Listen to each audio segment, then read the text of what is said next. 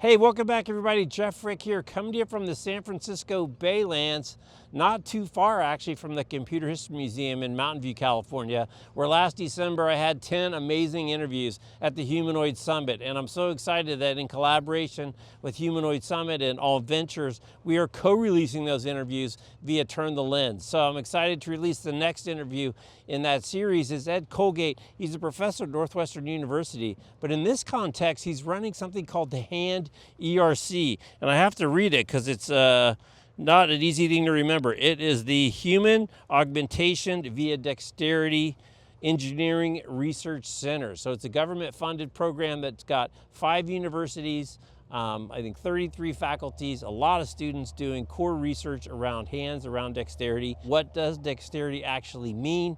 The difference between robotics and prosthetics, and a few other interesting topics along the way. So without further ado, my interview with Ed Colgate from the HAND ERC in Northwestern University. Thanks for watching. See you next time. Take care. Bye-bye. Take a picture for the thumbnail. Okay. And then I'm going to take one of the both of you. Ready? 1, 2, 3. Hey, welcome back everybody. Jeff Frick here, coming to you from the Computer History Museum in Mountain View, California. It's our second year here at Humanoids Summit. They were here a year ago, and they just announced they're taking the show to Tokyo next year. So it's exciting times in the Humanoid Summit. And in Humanoids, and even a year ago, we said they were having a Cambrian moment, but what happens in 24 months or 12 months? Quite a bit. So we're excited to have somebody who's working on one of the hardest problems, and as we know what that is, it's the hand. So welcoming in, he's Ed Colgate. He's a professor at Northwestern, but more importantly, he is now running, let me make sure I get my notes right here, the director of the HAND ERC, Human Augmentation via Dexterity Engineering Research Center. It's a mouthful. It's a mouthful. You announced it yesterday, but it's a big investment with a lot of academic institutions, professors, and PhDs. So tell us a little bit about the project. Yeah, sure. Okay, so an ERC is an engineering research center. It's funded by the National Science Foundation here in the U.S. Ours is, as you said, it's called Human Augmentation via Dexterity. So we are trying to develop dexterous robots that can help people be more productive in their work. This is a pretty big effort. We've got 5 core universities working together. I'm at Northwestern. We're kind of the lead institution, but our partners include MIT, Carnegie Mellon, Florida A&M, and Texas A&M, and maybe 33 faculty and also as students working on all sorts of problems. How do you develop advanced hands? How do you develop the AI control for them? And how do you develop the interfaces so that people can actually put them to use? And is that a new initiative, relatively new? It's relatively new. So these grants are basically a 5-year extendable one. So usually these centers last for a decade. Okay. We started about a year ago. Okay, great. But you've been working on the hand problem for a lot longer than that. In fact, getting ready for this, I saw you going through a book of the grandfather of the hands that you were so excited to get. So what's new as you look at kind of longitudinally the challenge of the hand, where we are now compared to where we used to be and where we're going to be tomorrow? Yeah, that's great. Well, there's a lot of challenges ahead. I mean, people have been working on robotic hands, gosh, for probably 40, 50 years now. If you look into the history of it, you know, really as long as we've been thinking about robots, we've been thinking about the hand. But what's new, I mean, the big thing that's new now, of course, is AI. The ability to take something so complicated as this hand and actually do something useful with it. That wouldn't be possible without AI. So in the past, when people built hands, you know, they looked like a hand, but they really wouldn't do very much. Now we have that hope. But it's also sort of pointing out that there's a lot of things about the way this thing is designed and built that we need to learn from.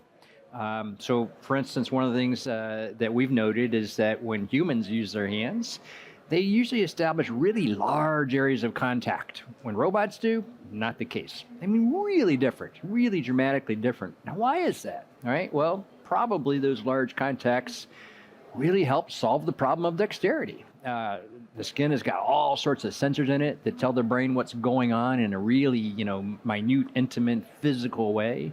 That softness also just kind of keeps everything stable in your hand. It makes it easy to hold things, makes it easy to succeed. So that's one example.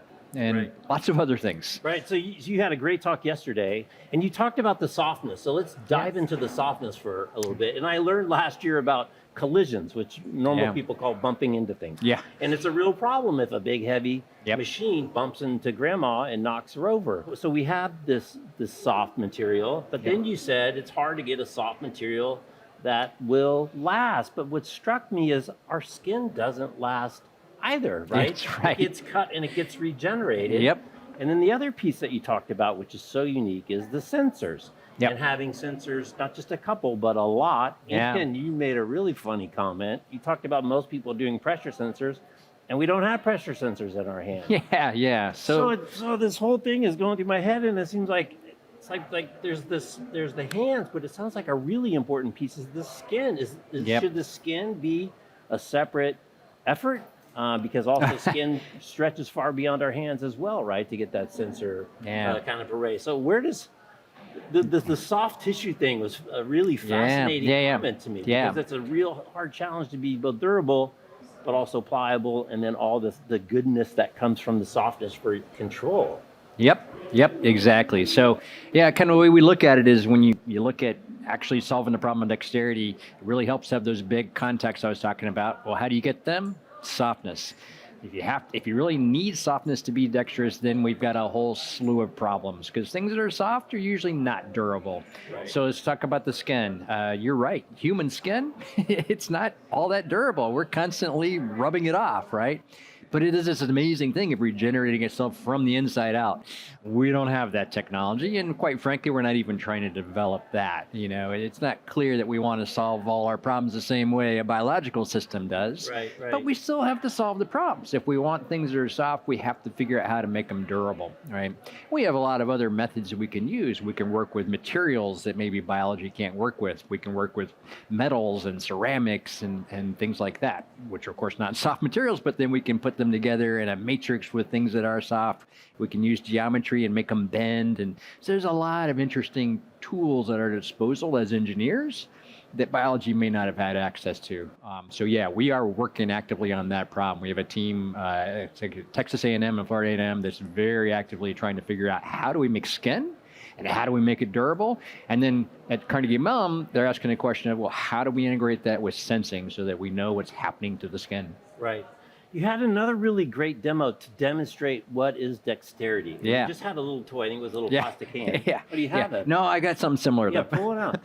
and just gently manipulating in that hand and calling out the fact that you can see any part of that object. That's right, yeah. Pretty easily. And the part that really jumped out to me, that you think of specifics and details, but you're talking about slipping and sliding and all of these ways we're using gravity and not really manipulating it, but letting the environment manipulate it within our kind of controlled subset. I'm glad you noted that, because I tend to think of dexterity as being this sort of beautiful kind of negotiation between us and the world, right? I mean, the world says, here's the shape of this thing. My fingers are going to adapt to that, but I let them do that. And so our human fingers are sort of very easy to push back on. And they're very soft, and so we can do these things, which a lot of robots have trouble with. But what I was pointing out too is that I can give you any object that's roughly this size. I don't care what it is, and you absolutely know you can go and inspect every side of it, right? So the point is, we're really good at this, right? We've developed this ability to be incredibly, facile at these sorts of in-hand manipulations, and that's probably not an accident, right? So it's probably something we need to think hard about for our robots. I want to get your take on another angle, and this is kind of the same but different, which is robotics, prosthetics. And not enough people use the word bionics. I don't know. I guess they weren't around when Steve Austin when Steve Austin was around. I was. But we were, So how do you think about the interplay between robotics and prosthetics, especially around something like a hand? Yeah, that's a really interesting question. So what the big challenge in prosthetics, an area that I have worked on through the years, is the brain-machine interface, right? You can build a prosthetic hand that may have all the motions of a human hand, but you can't connect that many signals back to the human brain with existing technology. So fast forward to today, where we now have tools like AI, one of the really interesting opportunities is to use a smaller number of signals from the human brain, but to still control a really complex system, because it now has a lot of its own capability and intelligence, right? So we actually have a project within our center which is focused on that for individuals who have motor impairment.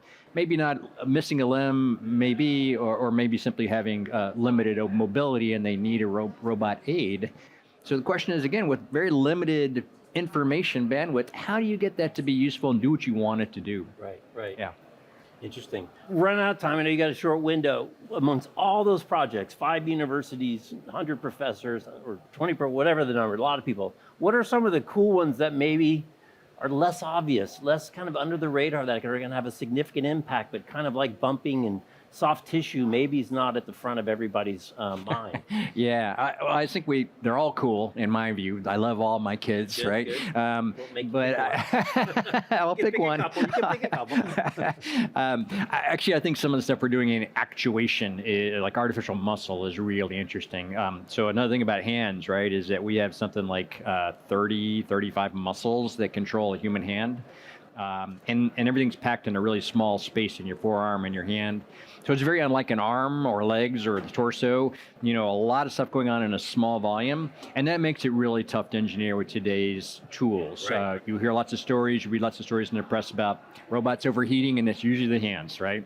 So we need better actuators. And so we have some really cool things going on with advanced materials that respond to thermal and light and electrical stimulation and behave like muscles do. So that's one of the ones I really love. Yeah. It's really interesting how the smoothness of the motion conveys so much information in terms of a human's acceptance of this machine. It's really a super important piece of it. Yeah, it absolutely is. Yeah. All right, Ed. Well, thanks for stopping by. Get your little jacket on. All those people We doing the love- work. It's love our amazing logo. times, and I'm sure it'll accelerate a lot faster than it did for the last several decades. That's our plan. Thanks, Jeff. All right. Appreciate it. He's Ed. I'm Jeff. You're watching Humanoids Summit from the Computer History Museum in Mountain View, California. Thanks for watching. We'll see you next time. Take care. Are you clear? Awesome. That go okay? Yeah, I think so.